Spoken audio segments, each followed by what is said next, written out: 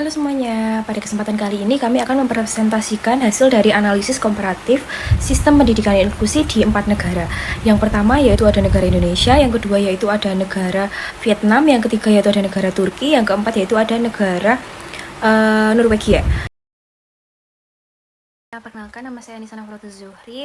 Saya dari kelas 2025D dengan NIM 250684095. Nah, pada kesempatan kali ini, yang pertama saya akan membahas mengenai input, polisi atau kebijakan. Yang akan kita bahas yaitu yang pertama ada Indonesia. Indonesia menerapkan kebijakan Merdeka Belajar, yang dimana pemerintah menjalankan reformasi Merdeka Belajar yang bertujuan untuk meningkatkan kualitas pembelajaran, memberikan fleksibilitas kurikulum, serta memperkuat otonomi sekolah dan juga guru. Yang kedua yaitu ada Vietnam atau Sea Countries. Vietnam menerapkan kebijakan General Education Curriculum 2018 atau GEC 2018. Ministry of Education and Training or MOAT. Kebijakan pendidikan di Vietnam dikendalikan secara terpusat oleh Ministry of Education and Training yang bertanggung jawab atas kebijakan pendidikan nasional, kurikulum, standar buku teks, serta perencanaan anggaran pendidikan. Pemerintah juga mengalokasikan sekitar 20% anggaran negara untuk sektor pendidikan yang menunjukkan komitmen besar terhadap pembangunan pendidikan nasional. Yang ketiga yaitu dari negara Turki atau Global South, Turkish National Curriculum atau TNC, Ministry of National Education. Di Turki ini menerapkan kebijakan pendidikan yang sangat terpusat dan dikontrol oleh Ministry of National Education. Sistem pendidikan nasional cenderung menggunakan satu kebijakan nasional yang sama untuk seluruh sekolah, sehingga seluruh sekolah menerapkan kurikulum dan juga pendidikan kurang memperhatikan keberagaman budaya atau etnis dalam masyarakatnya. Yang keempat yaitu dari Norwegia atau Global North, LK20, Formulation the Curriculum Renewal.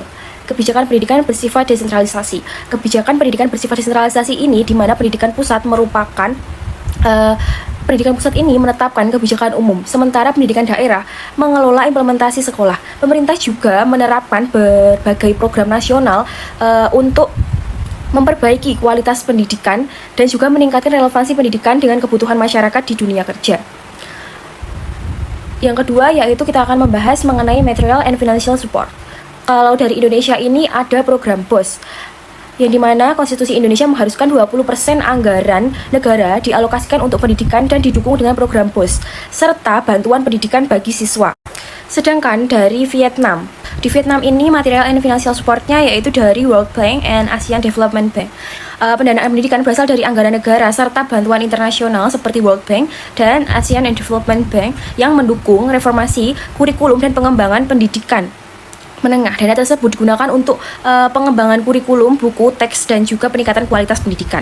Sedangkan kalau dari Turki, material and financial supportnya itu dari sumber daya pendidikan terutama berasal dari pemerintah pusat, yang dimana sumber daya pendidikan terutama berasal dari pemerintah pusat yang mengatur materi pembelajaran, buku teks, serta distribusi sumber daya pendidikan ke seluruh sekolah. Semua materi pembelajaran harus disetujui oleh kementerian, sehingga sekolah memiliki keterbatasan dalam mengembangkan materi sendiri.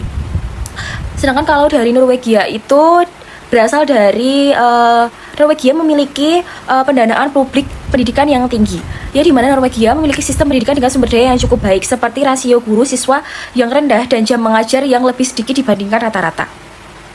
Sedangkan indikator kurikulum, kalau dari Indonesia itu kurikulumnya Merdeka. Kurikulum Merdeka menekankan mengenai kompetensi dasar kreativitas, literasi, numerasi, dan juga keterampilan abad ke-21. Sedangkan kalau dari Vietnam itu General Education Curriculum 2018 atau GEC 2018. Kompetensi based kurikulum. Kurikulum pendidikan Vietnam sedang direformasi menjadi kompetensi based kurikulum yang menekankan pengembangan keterampilan, kreativitas, dan kemampuan berpikir kritis. Kurikulum ini berlaku untuk seluruh jenjang pendidikan, mulai dari pendidikan dasar hingga pendidikan menengah. Sedangkan kalau dari Turki, yakni kurikulumnya Turkish National Curriculum atau TNC, yang dimana kurikulum nasional di Turki ini cenderung menekankan budaya nasional dominan dan belum sepenuhnya mengakomodasi keberagaman budaya dalam masyarakat, yang dimana hal ini menyebabkan kurikulum menjadi kurang sensitif terhadap perubahan etnis dan juga budaya. Sedangkan kurikulum di Norwegia ini menerapkan kurikulum K20 atau The Curriculum Renewal. Norwegia menerapkan kurikulum nasional yang terus diperbarui agar terus relevan dengan perkembangan zaman dan juga kebutuhan masyarakatnya. Reformasi kurikulum terbaru juga menekankan pembelajaran berbasis kompetensi serta penilaian formatif untuk meningkatkan kualitas pembelajaran siswanya sendiri. Selanjutnya untuk teacher education. Di Indonesia itu ada program penggerak atau master teacher program. Di mana program ini mencakup pelatihan intensif selama 9 bulan termasuk pembelajaran daring, lokakarya, mentoring, serta praktik langsung sekolah yang bertujuan menciptakan guru yang mampu menjadi pemimpin pembelajaran di sekolah. Sedangkan kalau dari Vietnam itu ada Enhancing Teacher Education Program. Pemerintah Vietnam memiliki program Enhancing Teacher Education Program yang bertujuan untuk meningkatkan kompetensi guru melalui kepelatihan berkelanjutan, pengembangan profesional, serta sistem evaluasi kebutuhan pelatihan guru.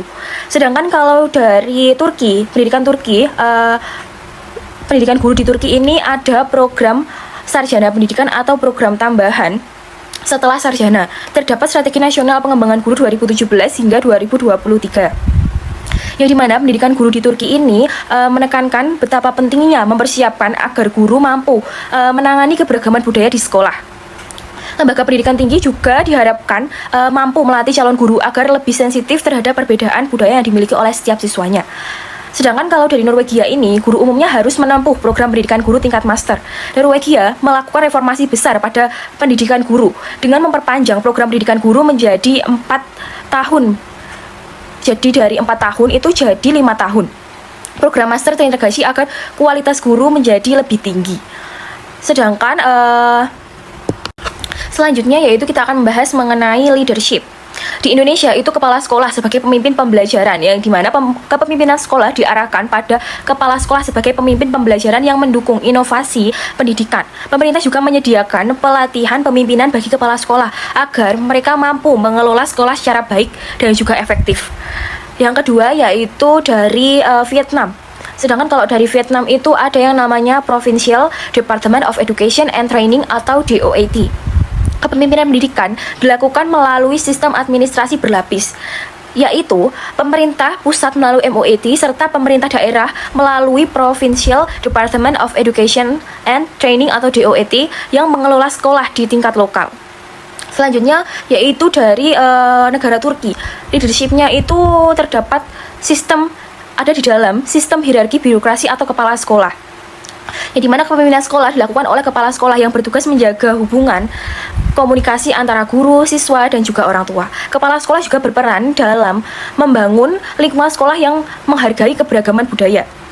Selanjutnya yaitu ada dari negara Norwegia. Di mana leadership di negara Norwegia ini yaitu kepemimpinan sekolah bersifat kolaboratif dan juga profesional. Kepala sekolah memiliki peran penting dalam meningkatkan kualitas pembelajaran dan mengembangkan komunitas belajar di sekolah.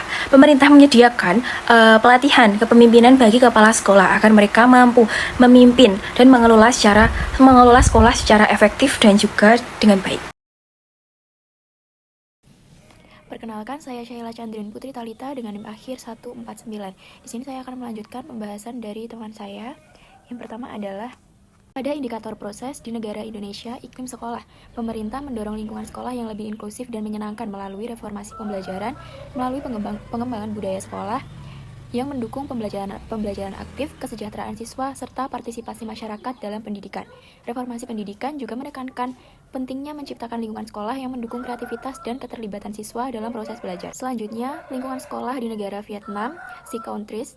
Budaya sekolah menekankan disiplin, kerja keras, dan keterlibatan keluarga dalam pendidikan. Lingkungan sekolah dibangun melalui reformasi pendidikan yang menekankan pengembangan keterampilan siswa, kreativitas, dan pembelajaran sepanjang hayat agar sekolah lebih adaptif terhadap perubahan sosial dan ekonomi. Lalu di Turkis, lingkungan sekolah masih menghadapi kesenjangan antara sekolah kaya dan miskin dalam sumber daya pendidikan.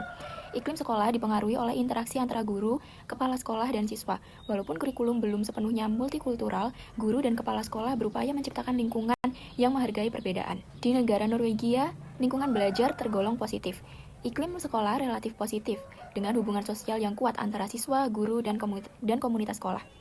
Lingkungan belajar di Norwegia tergolong positif, dengan tingkat kehadiran siswa yang tinggi dan iklim kelas yang kondusif untuk belajar. Selanjutnya, Teaching and Pedagogical Practice. Di negara Indonesia, Student Center Learning.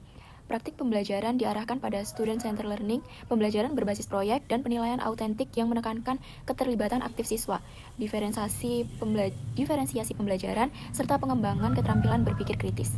Di negara Vietnam, menggabungkan pembelajaran formal dengan latihan intensif dan disiplin akademik. Metode pengajaran diarahkan pada pendekatan kompetensi yang menekankan keterampilan berpikir kritis, kreativitas, serta integrasi teknologi dalam pembelajaran. Di negara Vietnam bersifat teacher center. Guru memainkan peran penting dalam menciptakan pembelajaran yang sensitif terhadap keberagaman siswa. Meskipun kurikulum nasional masih kurang mendukung pendekatan tersebut. Di negara Norwegia, pengajaran berbasis eksplorasi, diskusi, kolaborasi, dan pengembangan kemampuan berpikir kritis. Praktik pengajaran di Norwegia menekankan penggunaan waktu belajar yang efektif dan metode pembelajaran yang mendukung partisipasi aktif siswa. Selanjutnya, kolaborasi di negara Indonesia. Komunitas belajar guru. Pemerintah mendorong pembentukan komunitas belajar guru yang memungkinkan guru berbagi praktik baik dan mengembangkan metode pengajaran secara bersama. Pendekatan ini bertujuan meningkatkan kesejahteraan siswa dan memastikan semua siswa mendapatkan kesempatan belajar yang optimal. Di negara Vietnam, World Bank dan ADB. Kolaborasi terjadi antara pemerintah pusat, pemerintah daerah, lembaga pendidikan, guru, serta organisasi internasional seperti World Bank dan ADB dalam mendukung reformasi pendidikan. Di negara Turkis, antara kepala sekolah, guru, orang tua, dan masyarakat. Kolaborasi terjadi antara kepala sekolah, guru, orang tua, dan masyarakat untuk menciptakan lingkungan pendidikan yang inklusif. Kolaborasi lebih banyak bersifat administratif dalam struktur pendidikan terpusat. Lalu di negara Norwegia, mengembangkan model pengembangan profesional yang menekankan kolaborasi antara guru, sekolah, dan lembaga pendidikan. Kolaborasi antar guru, sekolah, dan pemerintah daerah menjadi bagian penting dalam peningkatan mutu pendidikan. Dan yang terakhir adalah support to individual. Di Indonesia, program Indonesia Pintar. Pemerintah menyediakan program bantuan seperti program Indonesia Pintar untuk mendukung siswa dari keluarga yang kurang mampu. Dan di negara Vietnam, sistem pendidikan menyediakan dukungan akademik tambahan untuk memastikan keberhasilan siswa. Program pendidikan memberikan dukungan bagi siswa dari kelompok kurang mampu melalui penyediaan buku teks dan peningkatan akses pendidikan. Di negara Turkis, dukungan siswa masih menghadapi ketimpangan regional, terutama di wilayah pedesaan. Beberapa guru memberikan perhatian khusus kepada siswa dari kelompok minoritas untuk membantu mereka beradaptasi di lingkungan sekolah. Dan yang terakhir di Norwegia adalah Induction Program. Norwegia memberikan dukungan kepada guru baru melalui program Induction Program dan mentoring agar mereka dapat beradaptasi dengan lingkungan kerja di sekolah. Halo, perkenalkan nama saya Bunga Ninarifa Salsabila dengan NIM akhir 097. Di sini saya akan melanjutkan dari paparan materi dari teman saya. Selanjutnya ada outcomes atau hasil pendidikan. Yang pertama ada education outcomes, yaitu capaian belajar meningkat di berbagai negara. Yang kedua ada program for international student assessment menunjukkan Vietnam berprestasi tinggi meski berpendapatan rendah. Yang ketiga ada akses pendidikan yang lebih luas meningkatkan prestasi, namun kesenjangan antar sekolah masih ada. Yang keempat ada Indonesia melakukan reformasi melalui. Ada 3, yaitu yang pertama kurikulum baru, yang kedua peningkatan kualitas guru, yang ketiga ada penguatan kepemimpinan sekolah. Selanjutnya ada tujuannya itu meningkatkan kompetensi siswa dan menyesuaikan standar internasional. Yang ketiga ada kurikulum juga memperkuat identitas nasional. Yang ketiga ada Norwegia menunjukkan hasil baik dengan lingkungan belajar yang mendukung. Terus yang kedua ada well-being outcomes. Yang pertama ada fokus mulai bergeser ke kesejahteraan siswa dan pembelajaran yang menyenangkan. Terus yang kedua ada tantangan. Tantangannya itu tekanan akademik tinggi, kompetensi dan ujian nasional kuat. Terus ada dari Indonesia. Yang Indonesia itu mendorong pembelajaran inklusif dan berpusat pada siswa. Yang kedua ada menekankan keterampilan hidup dan kenyamanan belajar. Terus ada Norwegia. Norwegia ini tuh lebih ke kesehatan mental, keseimbangan hidup, dan keterlibatan siswa tinggi. Terus guru memiliki kepuasan kerja tinggi di Norwegia. Selanjutnya yang ketiga ada economic dan labor market outcomes. Yang pertama ada pendidikan berperan penting dalam peningkatan kualitas tenaga kerja dan pertumbuhan ekonomi. Terus yang kedua, reformasi diarahkan agar lulusan sesuai kebutuhan pasar kerja. Yang ketiga ada pendidikan tinggi, peluang kerja dan pendapatan lebih baik. Yang ketiga ada fokus pada keterampilan abad 21. Nah, fokusnya itu ada 3. Yang pertama ada kreativitas, kolaborasi, pemecahan masalah. Terus selanjutnya yang keempat ada penguatan pendidikan vokasi dan relevansi dengan industri. Yang kelima ada Norwegia menyesuaikan pendidikan dengan pasar kerja melalui akreditasi program. Ya seperti itu pemaparan saya tentang outcomes. Sekian dari saya. Terima kasih. Wassalamualaikum warahmatullahi wabarakatuh.